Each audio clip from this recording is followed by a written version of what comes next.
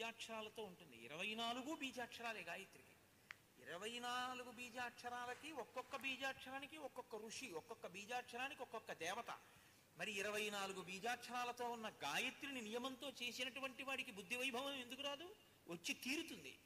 మరి గాయత్రి వైభవాన్ని పొందాలి అంటే శ్రీరామాయణాన్ని చదివితే చాలు. ఎందుకని? శ్రీరామాయణం ప్రతి ఒక్క అక్షరానికి 1000 శ్లోకాలుగా వ్యాఖ్యానం. 24 బీజాక్షరాలకి వ్యాఖ్యానం, 24,000 శ్లోకాల శ్రీరామాయణం.